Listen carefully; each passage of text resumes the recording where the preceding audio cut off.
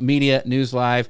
I am so excited for today. I've got one of my best friends in the world, Ian Anderson Gray, here with me, and also the amazing Mark Schaefer, who is healthy and I just am so blessed that he is here with us. He is one of the coolest guys that you ever get to meet. We'll talk more about him later, but this is going to be so much fun.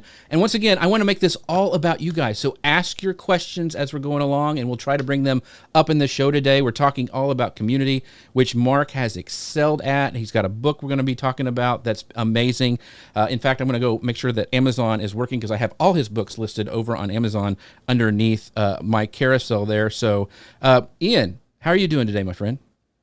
I'm doing well. Yeah, it's the end of the week. It's been a busy one, and I can't think of anything more than any other place I'd rather be than here. So it's great to see you. Yes, and Mark, he has got a great community, and we're going to be talking about that. We've got our friends popping in already. We've got a Jim Fuse from Fusion Marketing saying, "Good morning, everyone." The amazing Gary Stockton is saying, "Good morning, Creator News Live community. Happy Friday, everyone," from Huntington Beach. And it says Facebook user, 3 of my favorite people ever. That is so cool. I appreciate Facebook user, and our friend Dustin Stout is waving from the aisle right there. So this is going to be an amazing show. Once again, if you know somebody who's like, I want to be in a community, I want to know more about community, feel free to mention them down below. Let them know about the show. We're going to try to take as many questions as we can, and if we can't get to them, we'll try to get to them later on the replay. But I am going to go ahead and get going and hit go on the podcast machine, and we will get started. Hello, folks. Welcome to Social Media News Live. I'm Jeff C., and you're not. And I'm Ian Anderson Gray, and this is the show that keeps you up to date on what's happening in the world of social media and more. Have you ever wondered what it really takes to create a community that not only embraces your brand, but actively champions it? Are you curious about the strategies behind building such a devoted following? And maybe you're aiming to elevate your brand into something that resonates deeply with your audience. If you're at all interested in community, then today's episode is something you will not want to miss. We're excited to host Mark Schaefer, a leading figure in the world of marketing, community building, and the author of Belonging to the Brand. Mark's going to share his insights and advice on how to genuinely connect with your audience and build a community that's engaged, loyal, and thriving. So sit back, clear your schedule, clear your mind, and get ready for this week's episode of Social Media News Live. Mark, how are you doing today, my friend? I couldn't be better. I always love being on your show, so I've had a circle around this one, and it's so great to catch up with Ian as well. Ian's been, he's been my friend for probably 10 years. His family has actually been to my house. That's how good of a friend Ian is. That is really cool. And I know, you had the book that you put out that had a lot of your marketing friends, and I know Ian was in that as well, because Ian gave me a copy of that, actually, when we were last together. So very, very cool. But if you guys, for some reason, don't know who Mark Schaefer is, let me introduce him. He is a globally recognized author, speaker, futurist, and business consultant. He is a prolific writer and speaker whose work sits at the intersection of marketing, technology, and humanity. He has advanced degrees in marketing and organizational development, holds 7 patents, and is a faculty member of the Graduate Studies program at Rutgers University. He is the best-selling author of 10 popular books, including the very first book on influence marketing. His blog Grow and the podcast The Marketing Companion are ranked among the top-rated publications in the marketing field.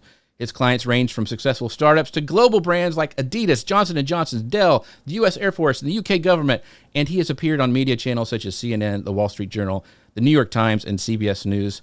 I also want to say Mark is an incredible keynote speaker. And when I say keynote, I don't mean that he uses Keynote to make his slides like some other speakers title themselves. He actually is a really, really good keynote speaker.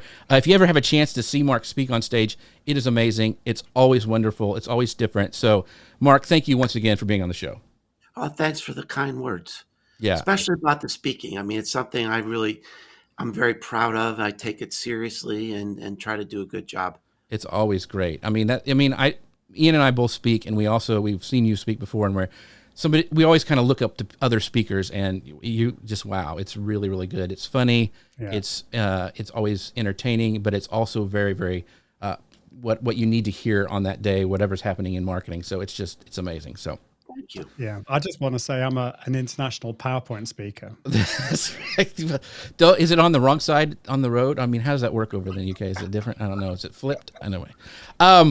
But I want to also say something else that's amazing is our friends over at Ecamm who help sponsor the show. You can find out more about them at ecamm.com/Jeff. Use code Jeff15 to save 15% off your first purchase.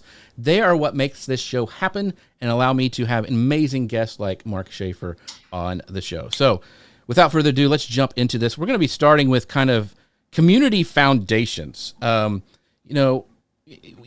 in your book, Belonging to the Brand, you kind of really focus on community as a core strategy. And you've described brand communities as the most overlooked opportunity out there. So what made you have that pivotal moment that solidified this belief for you, especially as, marketing changes so much? Well, the jumping off point really for this book was another book I wrote in 2019 called Marketing Rebellion, and that's the right there. That's a little book over my head. I'm backwards.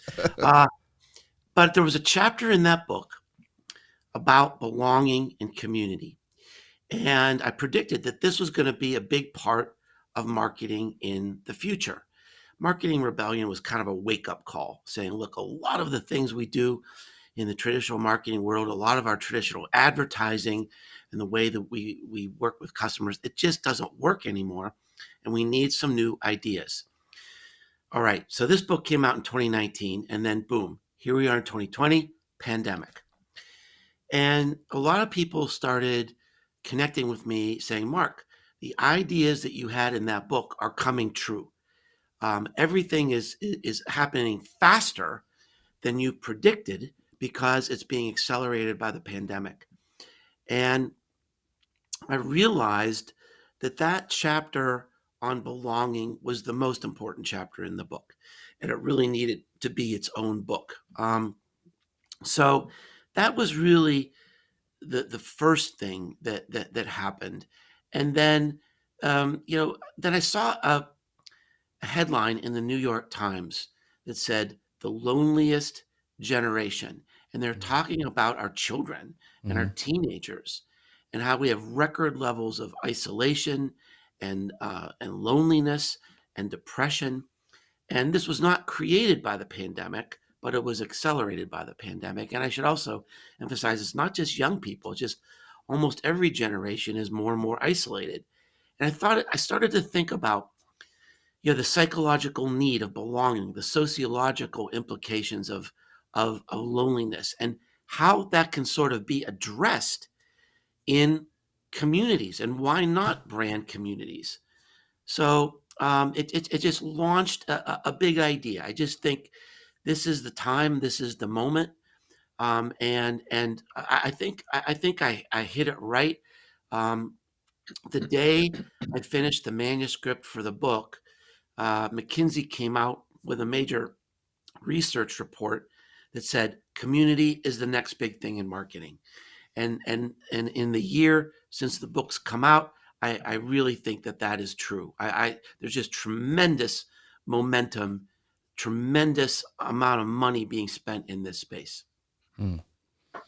Yeah. So I think if you've been in marketing for any amount of time, we've all kind of seen, that gravitate that way. And your book, once again, hit it right on the head. Ian, were you going to say something?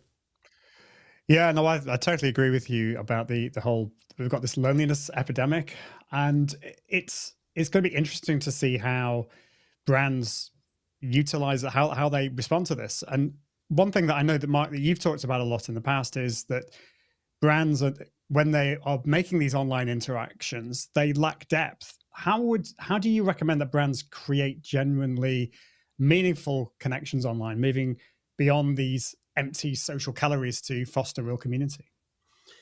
Well, that's a great question. And it's something that I've been thinking a lot about and writing a lot about. So one of the things I think we need to establish right up front is that a lot of people confuse audience with community. So a lot of people say, I've got a TikTok community. I've got an Instagram community. No, you really don't. It's an audience. So I mean, if you go away, the audience goes away. In a community, people know each other. So there's a depth of emotion. There's a depth of connection that is above and beyond an audience. An audience, generally on TikTok or Instagrams or YouTube, it's a parasocial relationship, right? If you love Mr. Beast, you just think he's like part of the family, right? But you don't know most other people who are connecting with Mr. Beast because it's an audience. Mm-hmm. And the research shows when people in a community connect in a meaningful way, that goodwill, that emotion transfers to the brand, which is why I say that a true community, that is the highest emotional attachment you can have. And what are we trying to do in brand marketing? Create an emotional connection between what we do and our audience. So the first idea is a lot of brands say, well, I'm doing influencer marketing. And so that's community marketing. Right. But it's really not. And I'm not saying don't do influencer marketing, by the way. I mean, I'm as you said, Jeff, I wrote the first book on influence marketing. I've been following it since the beginning. I'm a big fan. I think it's just starting. I think it's essential. But it deserves a completely different approach than community marketing. So influence marketing is great for awareness, but it doesn't really build an emotional attachment because the emotional attachment is to the influencer, Right. not necessarily to you. Now, let's talk about in a community. If you're a brand, you've got three options. You can build your own, you can borrow an existing community, or you can partner. So, building a community, there are many, many brands with incredible communities. Uh, One of the most impressive ones is Sephora, and that's a familiar brand because they've got stores in almost, brick and mortar stores in almost every city in the world. Yet 80% of their revenue comes from their online community, which surprises a lot of people because they have so many stores. They have 6 million people in their community. And I estimate they're spending about $1 billion a year on their community. So, and the CMO of Sephora says the number one measurement they have is engagement because they know to be successful in a community, they have to be relevant. And if people are engaging, that shows they're being relevant, Mm-hmm. and people will continue to come back. And if they continue to come back, then they're going to buy stuff. I'm not on the social media side. Right. I'm not a huge fan of engagement as a metric, but in the community space, definitely. Number two would be borrow. So almost every brand out there has a fan club. There are people out there talking about how they use a certain product and how they love a certain product. And so often, the work is already done. The community is already established, and a brand could come in and maybe be helpful and create some maybe some activities, create some contests, have some giveaways, and just be a friendly member of the community. And then the third type is to partner. And so let's say, I think something like 90% of the largest Facebook groups are mom related. Mm-hmm. It's mom issues, mom entrepreneurs, family issues, and so this is an amazing target audience for a lot of brands who are trying to connect with moms or the people who control the household budget. Um, and so you could go into the community and say, look, we want to be part of this. And I have to emphasize, it's not really a brand being part of the community. It's a person being part of a community. Right. Right. Right. I mean, you've got to be a real person. And that's an entirely different way to think for many companies, because most companies, they're thinking, we're going to get our advertising agency to do this. Right. No, that's not how it works. A community, you're really building a connection. You're building trust. You want to be part of it. You want to be helpful. You want to be respected.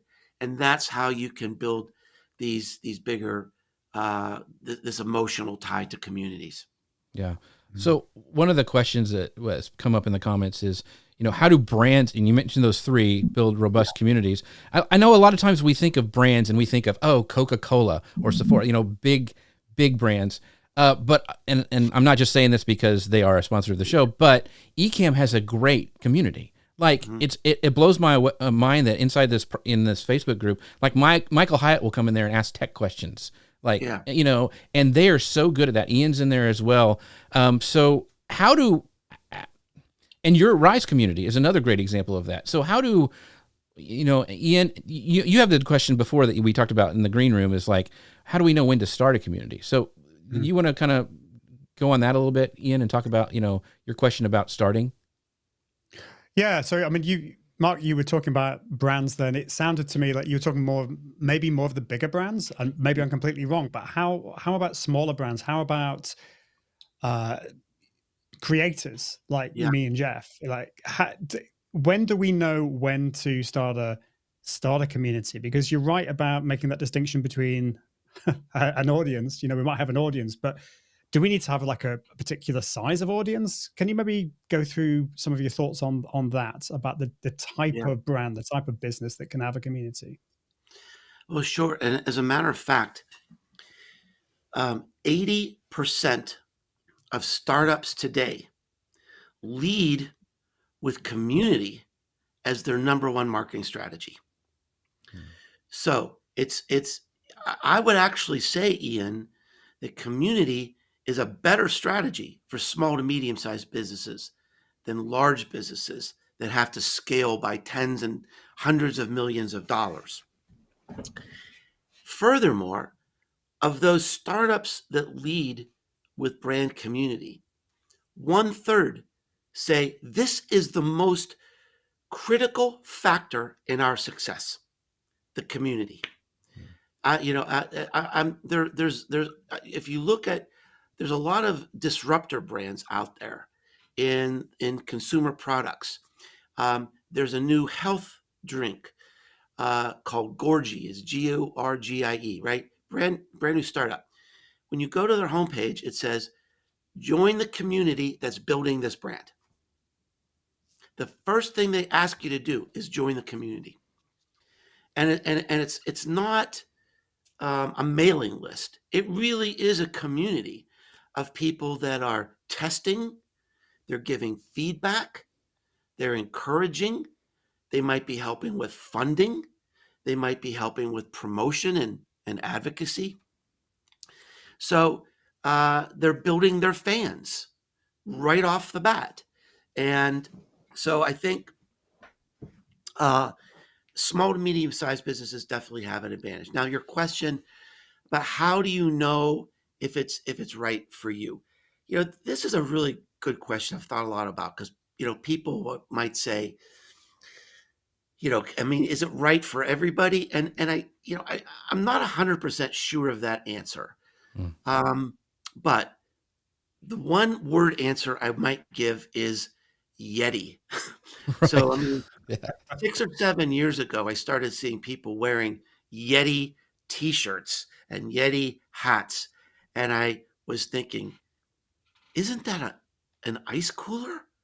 Why are they, it's like, that's just the dumbest thing. And for now, it's a massive, massive brand. Right. If you go in America, if you go into a sporting goods store, there's a whole aisle of Yeti products. And yet this is a brand completely built on community. In fact, they have 15 different communities. And let's just dive down on this a little bit, because it's a great lesson. So I'm trying to think, like, one of their communities is helping disadvantaged people, like disabled people, Right. Get outdoors. Another community is about mapping unmapped hiking trails. Now, think about this. Getting disadvantaged or disabled people outdoors, is that good for the brand? Yes. Is it good for their customers? Yes. Unmapping, mapping unmapped trails. Right. It's getting more people outdoors. Is that good for the brand? Yes. They're going to take Yeti along. Is it good for their customers? Yes. That's when you know you have the potential for a great community. When there's an intersection in purpose, the purpose of the brand intersects with the purpose of their customers in a powerful way. How can you have a bigger impact on the world if your customers come alongside you? Mm. How can your customers grow, learn, create something new, change the world if they come into your community? And it's not about selling more stuff. Right. Hopefully, I mean, you've got to sell more stuff eventually, or you're not going to Right. exist. So let's not ignore that. But no one is going to, buying stuff is not a reason to come to show up in your community every day or every week. There's got to be an intersection of purpose, and I think that's one of the big decisions that you need to make as a creator or as a brand. uh, you know, it, do you have that obvious intersection of purpose? So, you mentioned in your book and just a minute ago talking about the stickers and putting on things. So, and is your brand sticker worthy? I think is what you said in the book, or is your community sticker worthy? And I go back to, I think Ecamm, their community. I mean, they have merch, and it still blows my mind that a streaming company that's a piece of software has merch that that people buy and love and rally around. I think it started with like customer service. They were using it as a channel for customer service, but then it morphed into something more. Like these people rallied around this brand. Good. So good, how good. how can you for people who are trying and thinking about communities, how can you like transform that passive social media followers into engaged community members? Because I've seen a lot of people say, I'm going to do a Facebook group, and they do a Facebook group and then it's just dead on arrival. Like nothing happens because they say we're going to have a community, and then none of those followers get transformed into the community. So what are some of those steps that you need to effectively transform those social media followers to a real community? Yeah, well, that's a great question. So what I've found is that almost every community starts with 5 or 6 passionate people. Arguably the biggest community in the world is Twitch, right? And even Twitch started with like 6 people Mm-hmm. who said, yeah, we really do want to watch other people play video games. What? That can't be a thing. Yeah, it really is a thing. And it became this massive thing. So if you've got 5 or 6 people that just are passionate, they want to make something happen, just as few as that many people can get it going. Now, when you start a community, you're going to have to prime the pump, right? You're going to have to create content, create discussions, create activities, maybe combine an online community with an offline event to kind of get things going. But as the passion grows and the enthusiasm, excuse me, for the community grows, then those initial people start bringing in others. Say, hey, we're doing something great here. Come on. And as the community starts to grow, then others start filling the gaps and start bringing in their own content. So my own community, which is dedicated to learning about the future of marketing, is about 2.5 years old. Mm-hmm. So in the beginning, I had to take on a lot of the responsibility, but now almost everything happening in the community is being led by others. We have a monthly discussion on AI. We have, parties and meetings in the metaverse. We have live events. We have book discussions, and all of these things are being organized by other people in the community, being led by other people in the community. So part of my role in my community, and any community leader, there's a role of rewarding status, right? Paying attention as the leaders emerge and give them status, give them responsibility. And, because of their passion in the community, they're happy to do it. And the community becomes greater and bigger and more diverse. And it kind of goes against a lot of the management principles we learned in college. But you just trust other people to help you lead, and you kind of give them the borders of we kind of it's got to be a nice place, it's got to be a safe place. We're kind of going to be in this topic area. As long as you follow those rules, let's just go for it. So I want to follow up real quick, Ian, before I get to your question, because I have something that just. So I'm a big fan of, and you know him too, Mark, is Lou Mangello, who does WDW Radio. He's been doing it for years, like since podcasting existed, he did it. Right. So he has a community, and it first started with they were rallying around Disney, right? Yeah. They were Disney fans. They come together, and he had a community they came and played with. Well, yes, they still love Disney, but now they love Lou. And so it's been this switch. Now he still has Disney fans. You could almost say that's kind of the top of the funnel, but then they come to his community and his events and pay for his mastermind, all that stuff because they love Lou.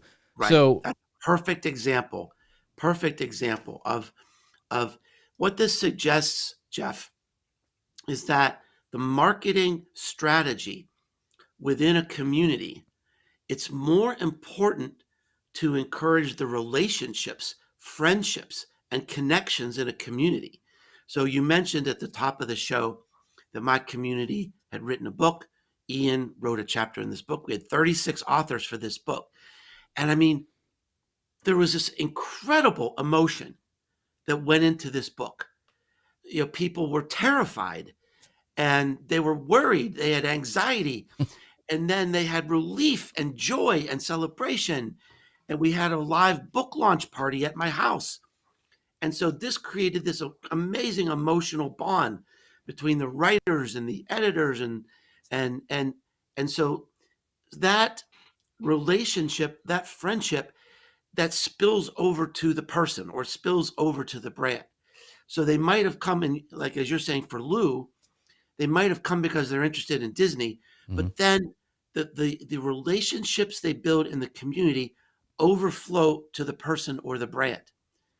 And that's why that's why this is the highest level of emotional commitment and loyalty you can attain. It's in a community. And think about this. The people in that community, they're not going to go to another Disney community. The people that are the leaders in the Sephora community, they're not going to go to another place. They literally belong to the brand. Right? They literally belong to the brand, which would make a great title for a book. Yeah, it was. And by the way, you can get if you're watching on Amazon, all of Mark's books are there, but I have highlighted his belonging to the brand. And by the way, this is really interesting. I don't know if you know this, Mark. If you are part of Kindle Unlimited right now, which is their, subscription fee, you have your books on there for free right now. If you're part of their plan that you can go and check out and read. So kind of cool. Oh, cool. Yeah. Go ahead, Ian. I'm sorry. I cut you off again. It's disgraceful. I'll forgive you though. Yeah, so I think that is so true. And being in your community, the Rise community, the fact that you entrust the people in the community. I mean, this I don't know how you felt about this, but like the fact that you entrusted 36 authors to be involved in your book, and I was really kind of initially touched to be involved, and then terrified, and then it was that process and the fact that you kind of walked us through was amazing. Also being involved with the metaverse event as well, that was just such an amazing opportunity, and it's like you believe in the people in your community, and this is I think a big issue for some brands. How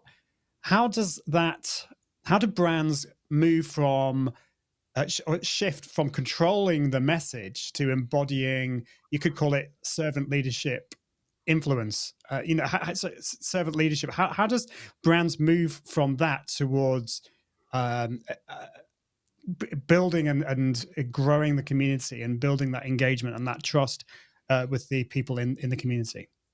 Yeah, I mean, this is a wonderful, wonderful question, Ian. Um, so I was working with a big agency recently, and they're trying to learn about community. And of course, advertising agencies, they're all about, controlling the message, and this is what our brand is about. And I was talking about the magic of a community is when people are so excited. You're doing something so interesting, so unmissable in the community, like, writing a book, that energy goes outside the community. And people are Mm. saying, look at what we're doing. Look at this picture of us on the metaverse. Look at this book that we wrote together. Look at what we're doing now. And then people say, oh my gosh, I feel like I'm missing something out. I want to be part of that brand journey too. And so the power is really the user generated content that can come out of a community. And the brand said, well, how do you control that? The agency said, how do we control, how do you control the message of UGC? I said, well, you don't. I mean, you don't. But think about this. Think about influencer marketing versus community led marketing. If influencer marketing, you could build a relationship with an influencer and give them some creative license. And then, the creator's going to do something about your brand. And hopefully that other people will then create content about the brand. Maybe it'll be part of a contest or something. And you have no control of anything that's going on. Now, if you're in a community, that's a little different. It's not like the Wild West. You've got a leader of the community that sets expectations. You've got a culture in the community. You have norms in the community.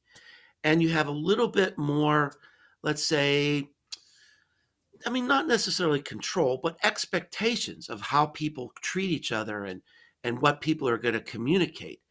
And I wouldn't use the word control, but there's certainly a lot of important influence about how a brand might be represented with communications coming out of a community. For example, you might say, look, we've got this brand, they're partnering with our community about a cleaning product, and we're going to have this contest. And if you use this specific hashtag and do this specific kind of video, you'll be entered in this contest to win whatever. That's very specific. Mhm. And it's not, you know, demanding what you're going to say. You're giving creative license to the people in the community, but yet there's more control than you would ever have just using influencers. Yeah. Mm. So I want to bring up this point from Kira. She goes, "I think brands really need to help community members see and feel that they are contributing to the brand, not just consuming from it. Brand doesn't just happen in a boardroom anymore. It is a collaborative effort with your audience." And on that note, one of the things I loved about belonging to the I just brand. want to Okay, compliment her on the wisdom of her comment there. yeah, She's absolutely right. So I didn't want to go on without saying that was a really very yeah. a lot of wisdom there. Kira is really smart. She stops by our show quite a bit, and she always drops really great stuff in. So, yeah, Mhm. thank you for that, Kira. But one of the things that you mentioned in belonging to the brand that I thought was really refreshing is you mentioned some of your failures, right? Like you had tried. Yeah, you did. You did. You did. So one of the things you said was like, you tried brands before you had the success of the Rise community. So what are some of the most common pitfalls in community building? And like, what are some lessons that you learned that you can share with us that we can avoid or maybe overcome? Well, it's pretty straightforward. I mean, number one is that any community that is created to sell more stuff is going to fail, right? Mm. So, I mean, I'm guessing the success of the eCam community is because it's just helpful, and the purpose of what you're doing is an eCam is you want live streaming to succeed. Their customers want live streaming to succeed. Does it make sense to have a community where we help each other make live streaming succeed? Yes, right? So Mm-hmm. that's the purpose. And if the community is successful, you're going to sell more stuff because people are going to love you, they're going to be loyal to you, and they're going to do more live streaming because they're learning how to be successful with you. So if you create a community, and the sales department is pressuring you saying, what's the ROI of this community and when are we going to start seeing more leads? That's not going to work as a method to start a community. Another one is that's the number one by far reason Right. why communities fail. About 70% of brand communities fail, and that's the main reason. Number two would be, maybe it's just like an experiment or a pilot, but they're not really clear on the purpose. They're not really clear on, what do we really share with our customers? Let's just put it out there and see if something sticks. And then I think the third reason that communities fail is because of the company culture. This isn't just a marketing idea. This has to be supported up and down the company because it can touch a lot of different areas of the company. And it's very different than what we might think of as a marketing campaign where you get the money approved and you get the creative approved and then you launch the thing and a couple of months later it's over. A community is, the idea is it's forever. Right.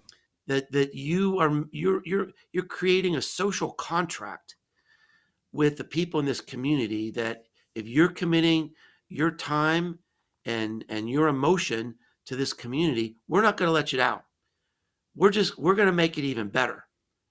And so that's a major difference in marketing mindset Mm-hmm. that can cause problems in a community if you don't have that long-term commitment.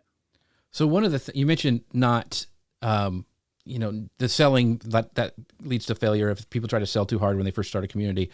One of the things you said in your book that I thought was really interesting, you said a brand community, however, does not necessarily have to stay entirely on brand, which is probably the weirdest sentence I have ever written. So can you talk about that a little bit, but about that you don't have to stay on brand. And I think because that just, like you said, not only do you may not stay on brand, you don't want to stay on brand. And here's why, because this is the major benefit of the community. Now you need to stay, if you have a brand of cleaning products, you don't want to start getting into conversations about, robotics maybe, right? mm-hmm. But let me tell you about my experience in my community. So when I started my community, I could create little chat rooms. And I thought, well, people are coming into my community. They're probably going to be interested in what I'm interested in. So I'll create a little community about personal branding and about speaking and about writing. And today, while those little chat rooms might be on brand for me, those are the emptiest rooms in the whole place. Because the community came in and said, look, if we're going to stay relevant in our careers, if we're going to learn about the future of marketing, we need to learn about AI. We need to learn about Web3. We need to learn about new advertising platforms. And so they're taking me to the future. I do not write a blog post. I do not give a speech. I do not write a book that doesn't have ideas from the community in there. It's making me more relevant. Here's a fun fact. We had to make a decision. Where are we going to host the community? Should we do a Slack channel? Should it be Facebook? And Ian wrote me a comment. He said, Mark, if we're going to learn about the future of marketing, why wouldn't we be on Discord and learn that too? I said, that's a pretty good argument. So the community took me into Discord, kicking and screaming the whole way. Right. But he was right. And it was a good decision. Now, think about scaling this, Jeff. Think about a brand. If you have fans who love you from, all over the country or all over the world. And they're saying, have you thought about this? Have you thought about this? Did you see what your competitor is doing in Germany? It's like, it's a constant dialogue to keep you relevant. Mm. Your brand is a relentless journey of relevance. What is relevant today, it's not going to be relevant a year from now, maybe not even a month from now. And having this community, it takes you on the journey, and you have to let them have the space, to do that. Mm. Those are great points. Yeah. And by the way, Ecamm's on Discord too, which is kind of funny that you mentioned that you both are on there. Yeah. Well, it is kind of funny because at the time I really did not like Discord, and I thought, but I thought like this is the perfect place to learn together. Like, let's move from like not enjoying it, not understanding it, to understanding it. And I think, I don't know what you think, Mark, but I think we've definitely got there with that, which is cool. And I was going to ask you, so like, we're even more, I think, as human beings, distracted than ever. What innovative strategies can brands employ to ensure that their community efforts are, stand out in this world of distractions? There's so many things. I mean, we could talk about TikTok and all that kind of stuff. How do we ensure that their community efforts stand out? This is going to be a really, and I think this will be an answer that surprises you.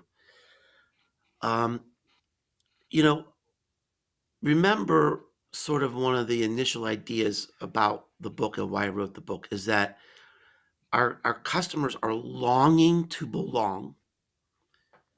I mean, we don't have, think about, young people today. When I was a kid, if you wanted to go to a movie, you found somebody that had a car, you got into the car, you went to the movie, you watched the movie together, and then you had pizza to talk about the movie. If you wanted to hear new music, you'd find one of your friends would say, I saved up my money and I bought this record album. Everybody come over to my house and listen to this record album. All that is gone. All that connection, all that community, all those shared experiences are gone. People put the earbuds in their head and they consume their own lane of content, and it's isolated and independent of anything else going on in the world other than maybe Taylor Swift. Right. But I mean, so the isolation and loneliness, where we're going with technology and marketing, it's just making it worse. Right. So your instinct might be, oh, well, to make a community great, maybe it's great content or great people. I really think it's, can you be the most belonging place? Can you really make people feel heard and validated? I try my best in my community to really pay attention, especially if there's a new voice. If there's a new voice in the community, and maybe they're saying, is anybody going to hear me here? I want them to know that they're heard. I want them to know that they are welcome, no matter, how much experience they have. We need that diversity. I want people from all over the world and all different ages and all different types of experience, because that will make the community stronger. And I want them to know that they're cherished in the community. And I think that's the most powerful thing. And if you have that, the energy and the passion will follow, and the ideas will follow. Hey, what if we did this? Okay, why don't you do that? Really? I could do that? Yeah, go ahead and do it. I mean, that was scary for me at first as a leader, but people say, yeah, I'd love to do that. I can't believe you're letting me do that. And that's how the community grows. That's cool. Yeah, and I think that's how I felt, certainly with the book, and I know a lot of the other co-authors felt the same. like, oh my goodness, like Mark Schaefer is he's allowing us to could be a part of this book. And so, yeah, I mean, I think one of the things with communities is that like people are sometimes scared. They they're worried about like appearing stupid, saying a silly question, and so there's a lot of lurkers I find with communities, the communities that I've been part of and the ones that I've created myself in the past. There are a lot of lurkers because people are afraid to kind of almost be vulnerable and share what's on their mind. How do you how do brands how do you do that in the Rise community? Because you definitely have created this community where people feel open to be part of it and to talk about things. But how do brands do that in a practical way? Yeah, I think, first of all, that I don't get hung up if Mm. people lurk. I respect that people have different personality types. They learn in different ways. I've had people write me notes saying, Mark, this is the most amazing community I've ever been part of. I've never even seen them in the community before, but they want to observe. They want to listen. And you know what? That's okay. I mean, that's perfectly fine. Um, uh, I certainly it would be more ideal if they were active and helping to create the community in a more proactive way. But I also respect that being an introvert or just wanting to listen, that's part of human diversity, right? So that's okay. I don't have any goals about engagement rates or engagement levels. And I think all I can do, and I take this so seriously, is just, I want this to be a safe place. Hmm. I don't want anybody to feel scared or intimidated. I don't want anybody to feel, disrespected. And here's one of the interesting things that happens is that we've been able to have really, I mean, debates in our group on very touchy subjects. And like we had a massive debate about the whole like Bud Light, debacle, Hmm. and we were able to have this debate in a way that was 100% professional, 100%, you know, almost clinical, 100% respectful, and I'm so proud of that. I'm so proud of that. And that so all I can do is just make it safe. If there's a problem, nip it in the bud, and then let people make their own decisions. I think that's the only thing you can do in a community. I'm not going to get hung up on engagement rates. Hmm. So Yeah. when Mark was talking about lurkers, he was talking about me. He was being kind, but that's me. So, because I go in there all the time and just see what's going on in the conversation. But I did go when Ian did present in the metaverse. I did go and support my friend Ian. Oh yeah, I remember there. that. Yeah. So, yeah, it was fun. But one of the reasons I love doing this live show is, you were talking about people engaging and taking care of on each other. And like Katie already in the comments was like, great comment, Kira. And they talk back and forth. And I love that. That's why I do the show every week, is because it's so much fun. And also because Ecamm makes it so easy to do. And once again, their sponsored show, ecamm.com/Jeff. Find out more about them there. And go to their Discord community or their Facebook group and check out what Ian and I have talked about with their community. And also make sure you go to Rise community on Discord as well. It is Well, even if you lurk like me. you need an invitation. Oh, do you? So, Okay. yeah, because that I don't, it's not a place where everybody's, Sure. because to come in, you got to understand there's certain rules, right? Right. So, but anybody who wants to come in, all they have to do is send me an email.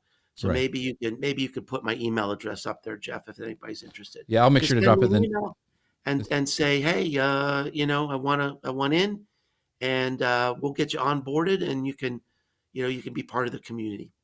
Well, one of the things on that note, there's only a few emails that I read every time they come out, and they're Mark's emails. He does great job with his emails, and he also responds to them. Like if I have a comment or a question, he responds back to me. I think that's even how he got on the show, is that he did that. And he said, hey, I said, hey, do you want to come on? He said, yeah. So get his email, sign up for his newsletter, which you can do on his blog and his website that I've been throwing up on the screen. But it's amazing. So I want to go into this community impact a little bit with this has flown by so fast.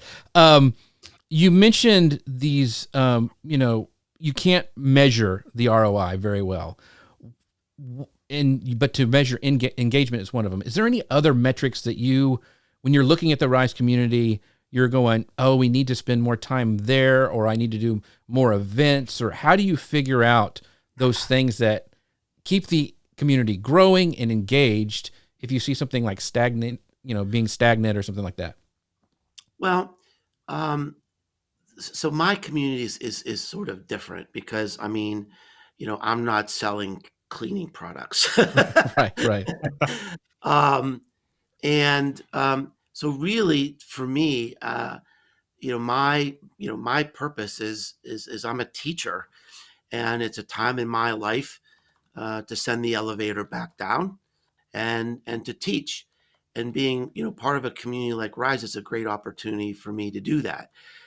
Ian mentioned about how deeply touched he felt when he was able to be part of the book project, right? So, and honestly, this was a big risk for me because I was like giving my platform, my brand name to 36 people in the community, saying, look, maybe you don't have the time, maybe you don't have the ability to write a whole book, but doggone it, you can write a chapter.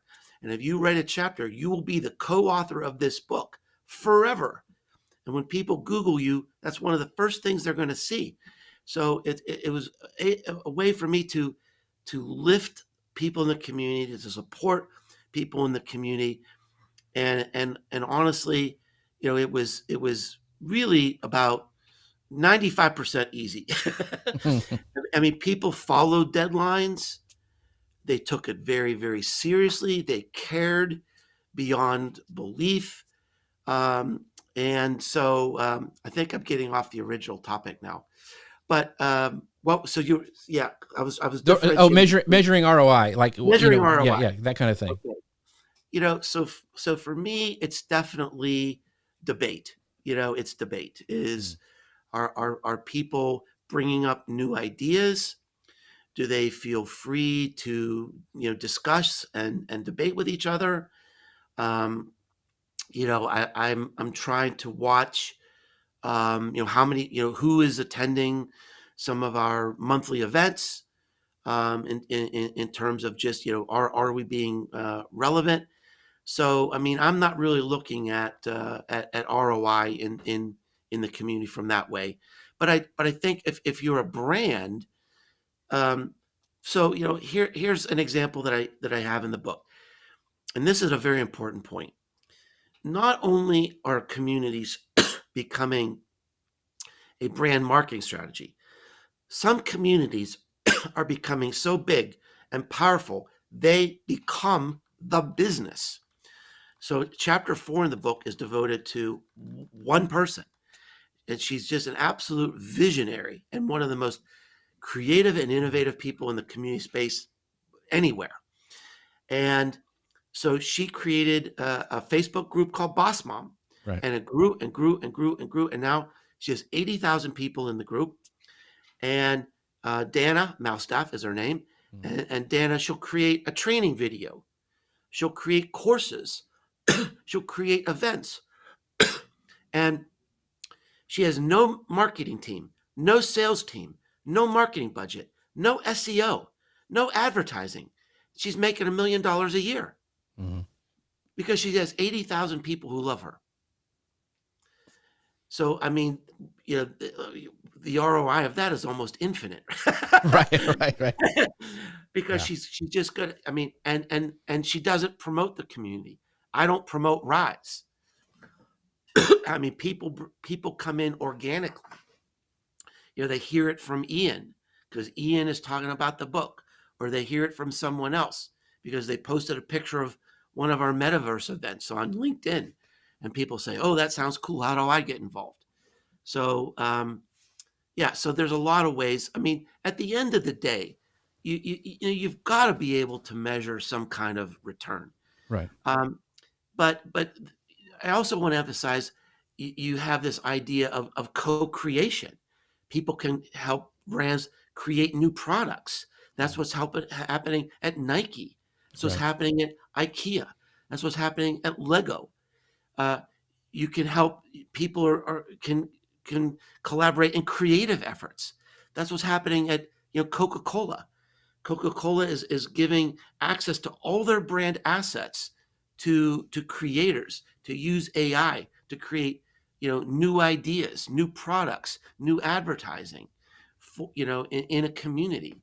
So it's it can be a new product, it can be a new ad, it can be a new idea, it can be something that changes your marketing strategy, forever. So there's I've got a list, I think, of 15 different benefits of brand marketing in a community, and money is just one of them. Yeah, and there's also a great study guide for belonging to the brand on Mark's website as well that you can download. It helps you like even think through some of these processes. Go ahead, Ian. Yeah, so I mean, so much that is changing at the moment. We've got AI and all these things, and with all these technological advancements that are happening, and of course, like changing consumer expectations. How do you think the way brands build and run the communities is going to change over the next 10 years? Well, I think it's going to become more important. I think that's already happening. I think there will be opportunities to integrate AI into communities in terms of assessing the conversations about identifying opportunities. It's something we're even talking about in our community now. But I think the most important evolution in community is going to be that there'll be an essential part of truth making, sense making, and discernment. We are in a world of deep fakes, misinformation, political agendas that are just, moving people every different direction to try to get a vote or something, using, misinformation. And if you can come into a community, especially if it's a brand, you can say, look what I just saw. When the brand says, no, that's a fake, we've got to address that. If that's even happening in our community, people are saying, look at this new thing I just read. And someone will say, no, that's a hoax. Mm-hmm. We can't believe that. I think that's going to be one of the most important roles of community. It's the place we come to try to figure out what is real. What can we believe? Here is the most important question for every business, starting now and going on forever. Here's the most important question our consumers will be asking: is this real? Because we're not going to know we're not going to be able to believe our eyes and ears in the future. And how are you going to address those questions at scale without a community? That's a great point. I think one of the things, and I consider this show as a community, and Ian and I have talked about this before, is I think live video and podcasting is going to be one of the last things AI can really I can bring in, I think podcasting is going to end up being the most human communication channel. Yeah. Podcasting / live streaming. Yeah, because I mean, I can bring in comments that AI is not going to be able to do this, right? Yeah. And so, by the way, this is great. I'm not sure who posted it, but it says if you need an invitation to join the community, you can write Mark Schaefer at mark.schaefer@businessgrow.com. And for the people listening to the podcast, Mark Schaefer is spelled SCHAEFER at businessgrow.com. So that's the email. Businesses grow. Businesses grow. Okay. Yeah. Okay. So, and as we wrap this up, Mark, my mind is exploding. You have done such a great job with community, But I want to give you a chance to tell people what you got coming up next, if you're working on any other books or whatever you have on your mind that you want to push or promote or any of those things. The floor is yours. Oh, well, great. Actually, I do have a new book coming out, which I haven't even really announced yet, but okay, so here's a world debut for you. Cool. So this is going to surprise a lot of people that my best-selling book ever was a book I wrote in 2014 called Social Media Explained. I did a second version edition in 2018. I'm going to have a third edition coming out in a few weeks, and there's going to be a heavy emphasis there on AI. So that's coming out. Obviously, belonging to the brand, it's a book. It's in the same sort of category as Marketing Rebellion, where it's creating a movement. I think it's the right book for the right time. And so, if you want to know what's next in marketing and social media marketing, I think Belonging to the Brand is a great book.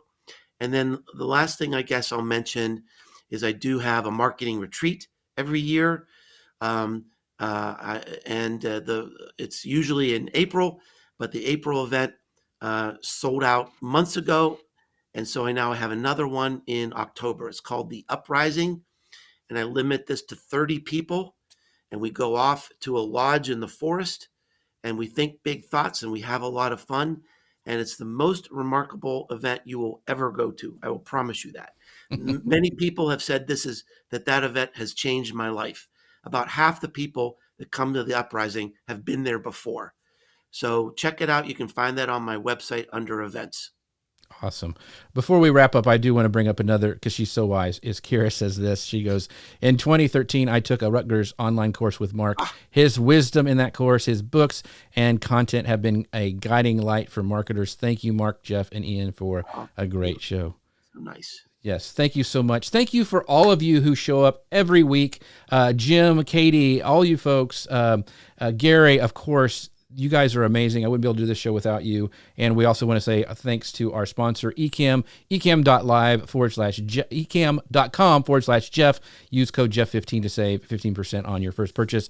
Thank you for them for sponsoring the show. Thank you, Mark. Thank you, Ian. Ian, where can people find out more about you and all the amazing thing Ian has going on right now? Yeah, just my website is Ian. Well, it's not. It's iag.me. I think my brain's going at the end of all of that. All these amazing things Mark's been talking about. So yeah, and my podcast is the Confident Live Marketing Podcast, which I'm relaunching very, very soon this month. Awesome. Can't wait to check that out. Thank you guys once again for watching. We will see you guys all next week. Bye, everybody.